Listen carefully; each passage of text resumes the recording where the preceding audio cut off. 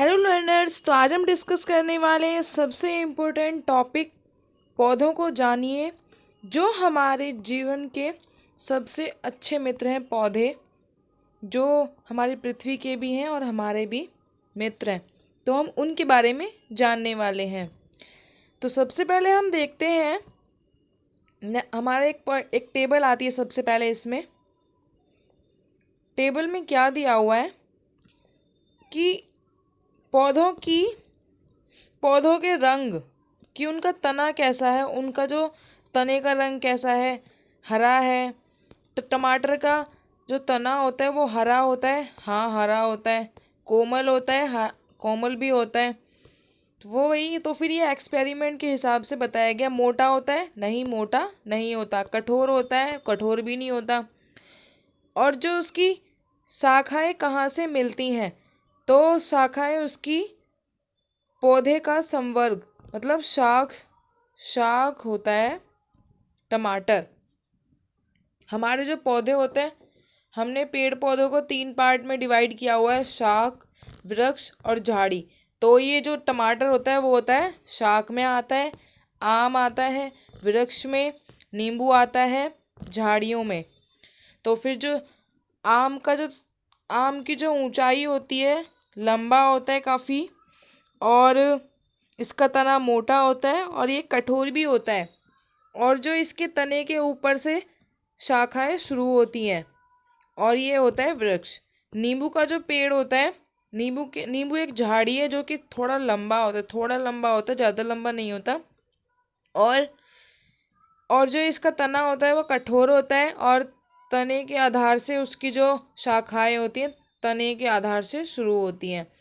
तो फिर हम नेक्स्ट पॉइंट देखते हैं। आता है हमारा पॉइंट,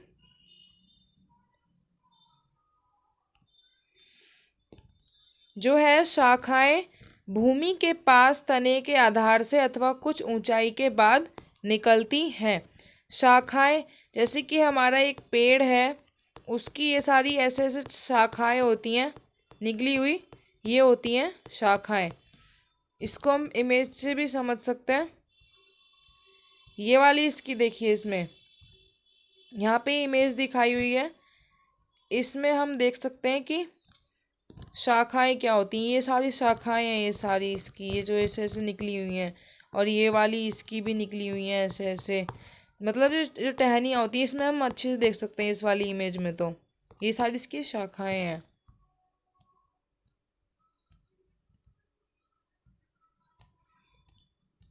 वही हमने ये वाला डिस्कस कर चुका है कि ये वर्ग हैं शाख, झाड़ी, वृक्ष, मतलब 3 में डिवाइड किया गया है इन संवर्गों को।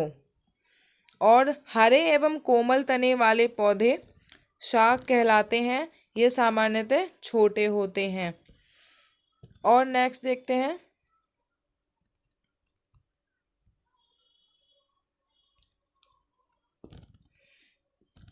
कुछ पौधों में शाखाएं तने के आधार के समीप से निकलती हैं तथा जो उसके तना कठोर होता है परंतु अधिक मोटा नहीं होता, उसे बोलते हैं झाड़ी।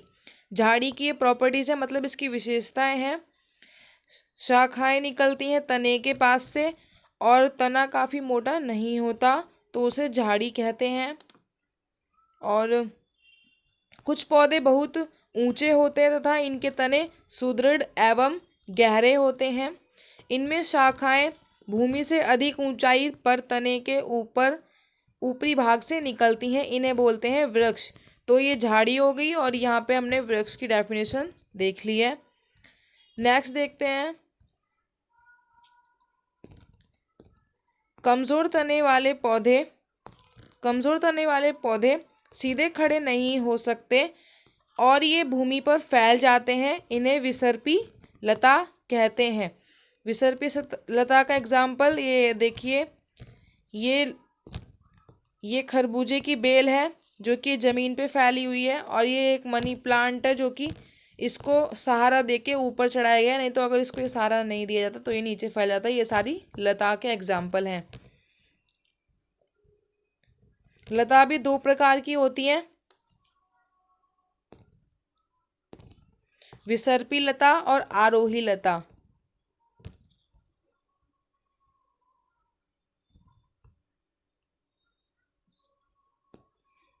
जो लता ऊपर चढ़ जाती हैं उनको बोलते हैं आरोही लता। आरोही लता उनको कहा जाता है। ये शाख, झाड़ी और पेड़ों से भिन्न होती है।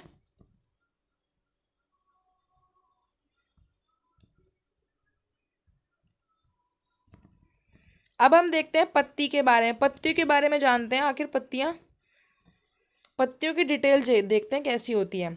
पत्ती का वह भाग जिसके द्वारा वह तने से जुड़ी होती है उसे पर्णवृंत कहलाता है और पत्ती के चपटे हरे भाग को फलक कहते हैं।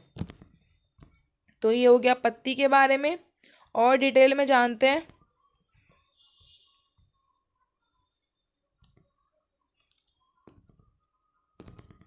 पत्ती की इन रेखित संरचनाओं को शिरा कहते हैं। जैसे कि हम यहाँ पे एक पत्ती ड्रॉ की जा रही है, ये वाली इसकी शिराएं हैं। थोड़ी बड़ी पत्ती बनाते हैं। ये जो मैं लाइन बना रही हूँ ऐसी ऐसी, ये वाली शिरा है। और पत्ती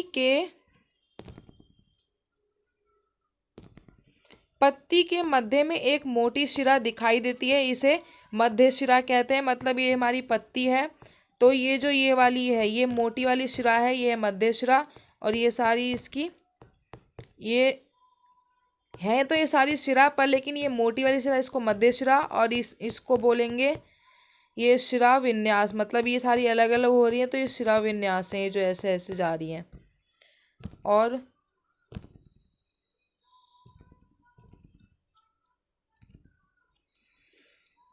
यदि ये डिजाइन मध्य शिरा के दोनों ओर जाल जैसा है तो यह शिरा विन्यास जलिका रूपी कहलाता है।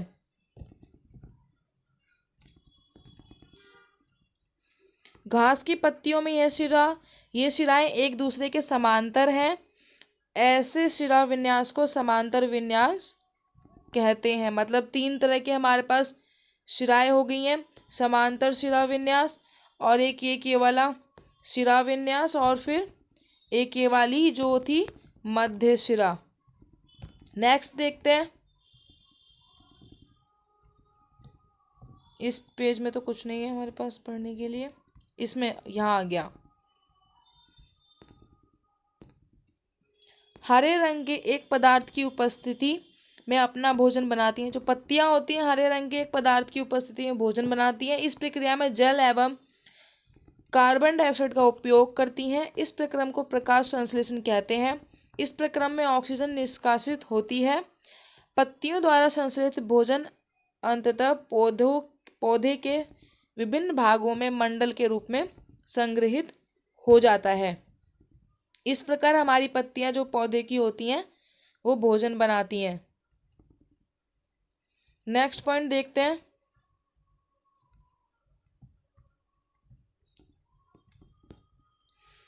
यहाँ पे देखिए कुछ अंकुरित बीज किए गए हैं, बीज अंकुरित किए गए हैं, उनमें से जड़ें निकल रही हैं सफेद सफेद, ये सारी जड़ें हैं। जड़ें पौधे को मिट्टी में मजबूती से पकड़ने में सहायता देती हैं। इन्हें मिट्टी में पौधे का स्थिरक कहा जाता है। मतलब मिट्टी में पौधे का स्थिरक कहा जाता है जड़ों को। ये सारी जड़ें हैं, यहाँ पे इमेज में भी दिखाई गई सफेद सफेद जो दिख रही है वो जड़ें हैं।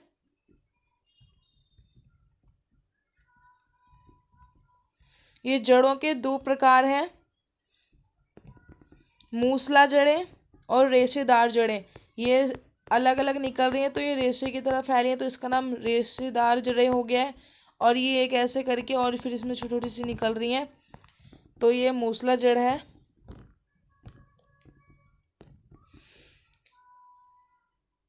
मूसला जड़ें, उनकी मुख्य जड़ को मूसला जड़ कहते हैं। मतलब ये जो हमारी एक मेन जड़ है और फिर इसमें छोटी छोटी जड़ें निकल रही हैं तो उसे मूसला जड़ कहते हैं। और जो इसमें छोटी छोटी सी निकल रही होती है उसे पार्श्व जड़ कहते हैं। और जिन पौधों की जड़ें इस वाला चित्र, जो ये वाला हमने बी वाला चित्र देखा था, इसके समान है, इसमें कोई मुख्य जड़ नहीं है, तो उसे रेशेदार जड़ या फिर झकड़ा जड़ कहते हैं।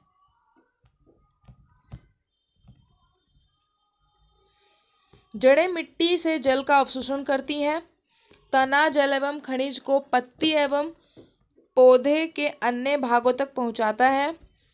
पत्तियां भोजन संश्लेषित करती हैं। यह भोजन तने से होकर पौधे के विभिन्न भागों में संग्रहित होता है। इस प्रकार की कुछ जड़ों जैसे गाजर, मूली, शकरकंद, शलजम एवं टेपियोका आदि को हम खाते भी हैं। ये सब भी एक जड़ के एग्जाम्पल हैं। हम पौधे के अन्य भागों को भी खाते हैं जहाँ भोजन भंडारित होता है, रहता है।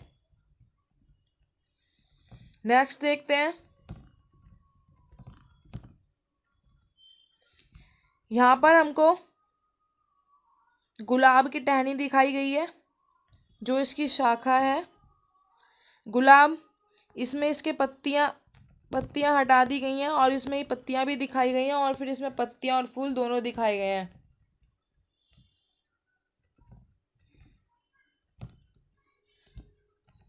फूल जो होता है उसमें उसका ये जो हरा हरा भाग होता है, इसको, ये वाला हरा हरा भाग, ये इसको बोलते हैं बाह्य दल।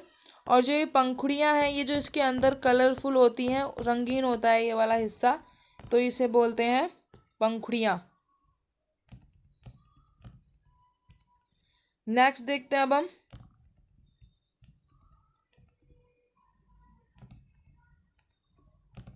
पुष्प के भागों को देखते हैं कि पुष्प में भाग कौन कौन से होते हैं। ये स्त्री केसर होता है। ये जो यहाँ पे ये जो मोटा मोटा सा है, इसे स्त्री केसर बोलते हैं।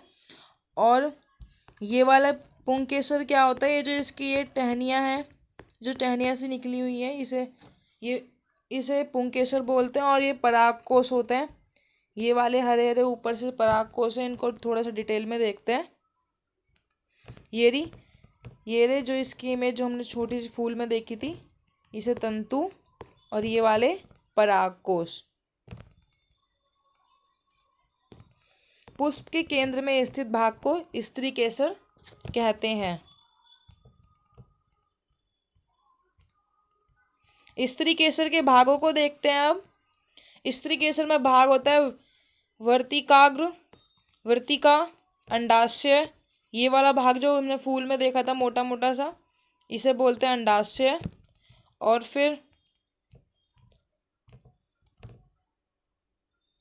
अंडाशय को अगर हम काट के देखेंगे तो ये कुछ इस प्रकार दिखता है। ये वाले बीज हैं, और ये वाले बीज ही हैं, बस इसको यहाँ से काट दिया है।